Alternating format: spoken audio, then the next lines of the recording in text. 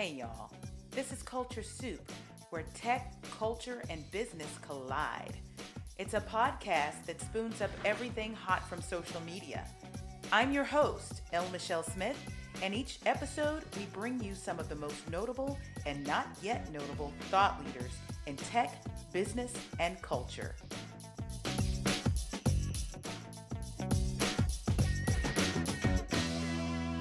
Welcome to the Culture Soup Podcast. I'm your host, L. Michelle Smith, executive producer and creator. Listen, today is a special edition of the Coaching Corner.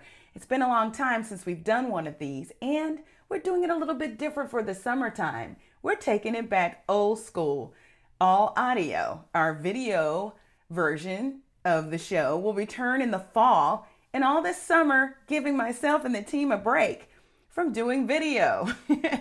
You will hear from me, and you'll also hear some interviews here and there and some really good conversations with some of my dear friends. So until then, let's talk about what we're going to do today.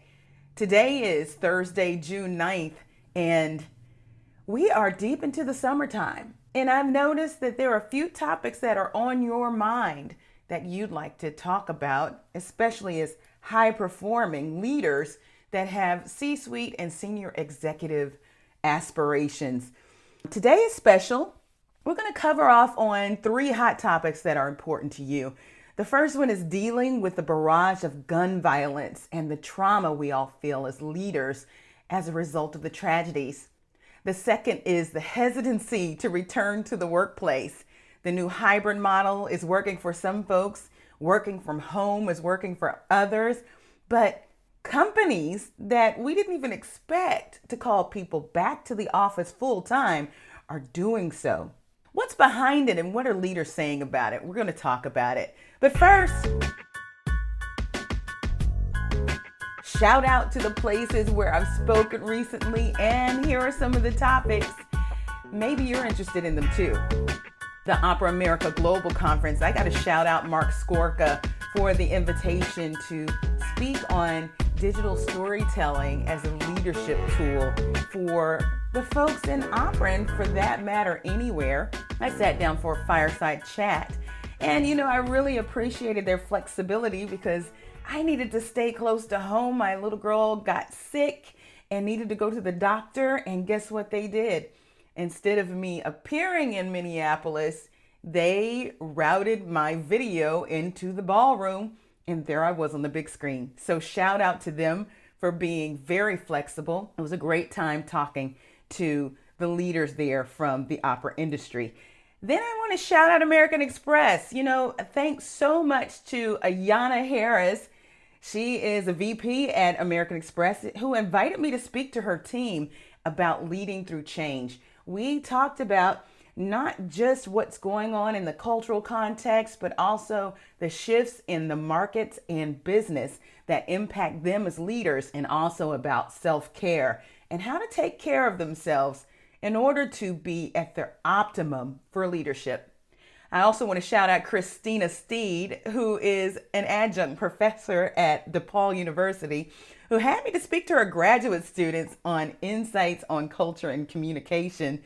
I'd already wrapped up my semester at TCU Bob Schieffer College of Communication, where I led the senior seminar. So this was a great way to talk to some more students about my journey as a communicator, as an elite marketer, but then also to talk about how culture plays into all that we do as we work with our brands to maintain their brand leadership. Where do I go next? You know what? I got some other things coming down the pike.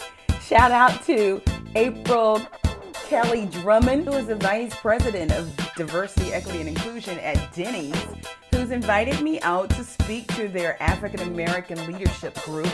We're going to discuss knowing your value, and that's taken directly from my book, No Thanks, 7 Ways to Say I'll Just Include Myself. And I'm thrilled to say that Denny's has bought that book, and they're giving it to their leaders as a gift ahead of the session. So many of you are reading the book, looking ahead to the session. I'm going to be there in person at the Dallas Support Center, and they are going to beam it live across their Denny's network to folks in the field and also in Spartanburg where you're headquartered. So I can't wait to expand my network and have this important conversation with you because, again, the villain in the book is fear. The heroine in the book is knowing your value. I can't wait to unpack that for you. And then shout out to the Black Employee Network at Audible. I'll be seeing you on June 21st. That's right. And we're going to be talking about Juneteenth. And you may be thinking, well, gee, this isn't a leadership topic. Well, it actually is. And, because I blend strategic communication with leadership development, this is right down my alley. And as a student of culture, we're going to talk about it. Let me tell you, I'm from Texas, so I understand Juneteenth. It has always been a tradition here, and the story begins in Texas. But when the federal government and even some of the private companies announced that Juneteenth was a holiday, there were people outside of Texas, including Black folks, who were very confused and didn't know what it was. Now, they're thrust into the idea of celebrating it and commemorating it. And you've seen for yourself, some of these brands have not gotten it right. So we're going to go back and have a little Juneteenth 101 from somebody who knows, not just as a scholar in culture, but as a Texan, a Black Texan who understands Juneteenth. So I'm going to provide a little information. There'll be a little learning, but there'll also be some insights that I'll share with this group on how they as leaders can impact the way their company treats this very important commemoration. And then look for me at the NAHJ, and that's the National Association of Black Journalists and National Association of Hispanic Journalists convention in August in Las Vegas at Caesar's Palace. It's the first time that these two groups have gotten together in a while. And of course, it's the first time that NABJ would have met since the pandemic and lockdown. Almost 2 years, maybe more than 2 years ago. I'll be signing my book, No Thanks, 7 Ways to Say I'll Just Include Myself, the second edition, the remix, there at the Authors Showcase, which we didn't get to do in person last year. And I want to thank NABJ for the opportunity to revisit this and do the entire benefit for the authors to actually show up in person, sell their books, and get them signed by our friends and family within NABJ. I want to give a shout out to the class of 2022. Anywhere you are, congratulations. I was really excited to process with my seniors at Texas Christian University. As I mentioned, I taught 2 sections of senior seminar. And what was beautiful about it wasn't just that I taught that class. Many of them were with me. We were with each other, taking a strategic writing class when we got locked down. And so to see these seniors, now seniors, going out into the world and seeing their shining faces, happy that they finally did this, you know what? To all of you who were students during lockdown and the course of the last 2 years during the pandemic, I congratulate you. You are special. You have a superpower. And as I said to the UNT grads at the Mayborn Journalism School at their awards assembly recently, you have a superpower, and that's resilience. It's your ability to bend and not break. And you demonstrated this over the past 2+ years as you pursued your degrees, and you made it. And you have the ability to use this resilience as you go into your careers. Now, let's turn to the hot topics. We're going to talk about gun violence. Y'all, the stats are in. Just this past weekend, there were 10 more mass shootings across the country. And that's post Uvalde and Buffalo. Now, if you are a parent, man, Uvalde hit you hard. In fact, I was crying and I was in tears yesterday watching Matthew McConaughey, the great actor, stand in front of journalists at a press conference at the White House and make the most incredible argument for gun control and tighter laws around gun ownership because of these little angels who lost their lives. But add to it if you're Black or a person of color. I had an emergency session for leaders in my coaching community right after the Uvalde shootings. Now, mind you, if you look at the stats, I think the latest that I saw, the last time I looked, CNN was reporting that there had been 246 mass shootings since January. And we're not even halfway through the year. We're approaching it. But still, y'all, that's a lot of carnage. Something needs to change. But until then, the question becomes, how do you deal with it? How do you cope? First of all, you have to allow yourself to feel it, which is the primary reason why I made space for these leaders, all of them in the middle of their days, trying to lead, trying to grind and do the work.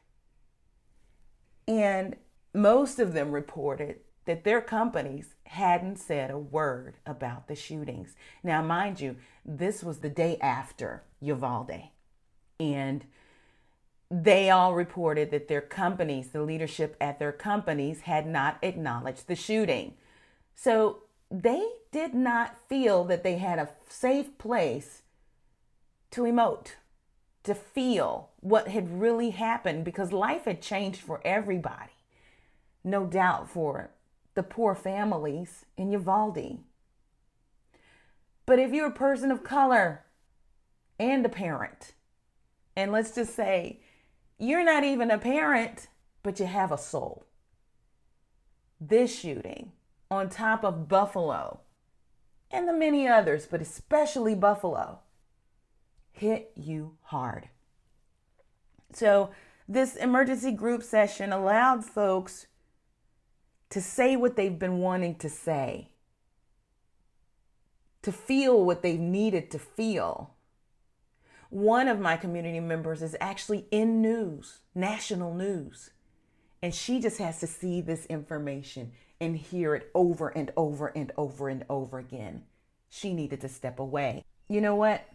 It's important for us as leaders to feel and to grieve. We have to allow ourselves to do that. And that's the challenge as well to organizations out there who are made up of people who feel, people who grieve. It was not and should not have been business as usual the next day. So these leaders started to ask themselves, what can they do? And it has everything to do with how they're communicating at work, as well as how they're communicating at home. For those of us who have children at home, the question becomes, do you tell them? Will they hear it from someone else if you don't? If you need to tell them, what do you say? These are all very important, critical issues that parents need to take the space and time to consider and not just rush to talk to your kids. Now, it depends on the age that your children are, because age appropriateness actually has a lot to do with what you do or do not say. But then you also know your own family. And I knew that in mine, my little baby girl had been through a really rough end of the year for school. And she has finally begun to heal from some stuff that she had to face. Was the timing right to tell her? The answer for me was no. So I challenge you to think through how you talk to your little ones, when you talk to your little ones, and what you say. Eventually, I will have to tell Joni, probably by fall when school lets in again, because I imagine that schools will have more drills. They'll have more, things put in place that the kids will become aware of. She'll also be in a setting where her other peers may be talking about it. So it'll be important for me to talk to her before she gets there. But with her in summer camp right now, chances are kind of low that this might come up. I pray that it doesn't. And if it does, we'll talk. But until then, folks, take care of yourselves. Take care of your families. Write your senators and representatives. Pray and vote. Next up, companies are coming to call, y'all. They are calling roll, and they're saying it's time to come back to the workplace. How are you feeling about that? Well, several surveys and polls are revealing that workers are balking. And, they've gotten used to the new hybrid arrangement. Many folks have gotten used to working from home. But you're having big entities like JP Morgan Chase and other big companies and big name leaders like Elon Musk who are making it mandatory to return and even threatening that workers will lose their jobs if they don't. What are you to do? Now, if you are intersectional, especially a woman of color, you've been quite vocal about this for a while. I think it's interesting that the masses are beginning to speak up too, but many of us realize that there was psychological safety behind this screen at our homes, that we could be camera off if we didn't want to put on the face. You know what I'm talking about. So it's not surprising that people want to opt out of the commute. They want to opt out of the face-to-face politics that they have to go through every day, the microaggressions, the biases. They're strong enough through this internet and these video conference calls. So what organizations are faced with is showing people the reason why and what's in it for them to return to the office because of what folks are calling the Great Resignation. I call it the Great Opt-out. Most leaders have a choice now, a choice that they didn't have before, where many companies are okay with remote work and opening up their geographic boundaries to people who don't necessarily work in the same city or state. And when you can leave and double, triple, quadruple your salary, do these companies really have a leg to stand on? Asking folks to return full time? Perhaps they do, but let me say, it's going to rely on the answer to the question, what's in it for me? A caution to organizations now, and I'll talk about this a little bit more. I rarely consult with companies about how to run their organizations. That's really not what I do. I am like Nike. I am leader first, or the athlete comes first. So I address these topics through leaders, and those leaders impact change. But in this situation, I'm going to turn my head to the side and speak to the organizations for a second. Be careful.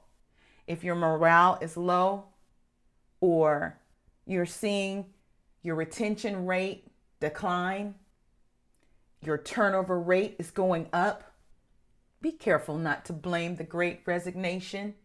And this is why I call it the Great Opt-out. Because what the Great Resignation concept does not take into consideration is that the pandemic and lockdown, and very importantly, the internet, now provides leaders with options. So if they didn't like where they were working before and hadn't moved, it's probably not because of the pandemic. It's because they have the opportunity to leave. It's easier now more than ever. All right, let's get to the raggedy evaluations. I know you've had one. We're talking about scathing evaluations that have nothing to do with your actual capabilities or performance, but have everything to do with personal conflict, personality conflicts, racism, bias, sexism. You know, the three isms come together. They're conjoined. They can't be separated. Ageism is in there too, but for whatever ism and for whatever reason, you may have received one of these before. And within the past several months, I've talked to leaders that have received these. And I want to talk to you about how to deal with it. All right. So, you know, these are scathing evaluations, and the feedback has no detail or specific anecdotes or corroboration. In fact, you've probably seen so many adjectives threaded in one paragraph of feedback. And, you know, in strategic communications, we call that empty words or filler words. And, you know, in journalism, we call it editorializing. That means that there really is no fact-based feedback in the narrative. So what do? Can you relate? Leaders, when this happens, don't take it lightly. It is what you believe it is. You got to look out for yourself. So here are my pieces of advice for you. Respond in writing with solid documentation to refute anything that is not true. Push back on feedback that is false and have the proof to back it. Call out the feedback that has nothing to do with performance and firmly and nicely request that it be removed. Remember, this is going in your file and your next opportunity within that company. Believe me, they're going to review your file. Then you want to alert a key sponsor or advocate in the upper ranks, the highest ranks you can. Let them know about the feedback you've received. They will know exactly what to do with it. In some cases, they'll go to their peers, and their peers will send down question marks to that manager. Very important. And sometimes it's just a heads up so that they know that this false narrative is being perpetrated against you. And then finally, seek psychological safety in another part of the company, or better yet, somewhere else completely. These are the types of infractions, microaggressions, unfair feedback that can follow you within a company. And you could be fighting for the rest of your career if you stay there. But here's the thing, it's toxic. Why would you stick around if you believe that manager is not going to change? If they're willing to damage your formal record and come for your salary, bonus, or stocks or other benefits, read those tea leaves, my sister, and read them for exactly what they are. Leaders, it's important to see the BS for what it is and take change by the horns. You know, I mentioned this. I really am for the athlete, i.e. the leader. That's why I exist. When I do partner with organizations, I make it this clear. I make better leaders to make better organizations in that order. I am not the professional that attempts to fix an organization or counsel it on how to be better, especially when it comes to issues involving women and BIPOC leaders. There are other consultants who do that, and God bless them. They are soldiers in the war. I am, however, the leader's advocate who impacts complete cultures and organizations by supporting them through constructive, visible, tangible, and transformative change. Engaging methods that engage science and data. When leaders transform organizations and entire cultures transform, if these organizations are willing to allow it and not be selective about who that leader is, that transformation will happen somewhere, even if it isn't at your company. These high-performing leaders have the ability and have demonstrated that they can shift industries and influence business at large. Devalue them, and they will exercise their choices. In this environment, they have an abundance of opportunities at their fingertips. They have options. I will, however, say, shame on the HR professionals who turn a blind eye and do nothing to question these damaging, formal, and personal attacks. It is character and career assassination, and with a paper trail. Do better. Listen, if you need an executive coach for your organization or for you need to go on my website, lmichellesmith.com/coaching. Read all about my offerings and services, and then sign up for a free strategy session so we can talk about what services are for you. And then also, if you'd like for me to come speak, make sure that you visit lmichellesmith.com/speaking. And I'd be happy to sit with your organization, even represent your brand in a sponsored situation at events and conferences and the like. You know what? Shout out to the Executive Leadership Council. My client, so excited to be a part of that, especially as a 2-time fellow. I will be a part of the Decoded program. That is for Black professionals who want to lead in tech. This is my second year being one of their elite coaches. And man, this 6-month program is phenomenal. You're going to get teaching and training as well as coaching from credentialed coaches from the International Coaching Federation. Well, that does it for this episode of the Culture Soup Podcast, The Coaching Corner. Thanks for listening, and I'll see you online. The Culture Soup Podcast is a production of No Size Communication, LLC.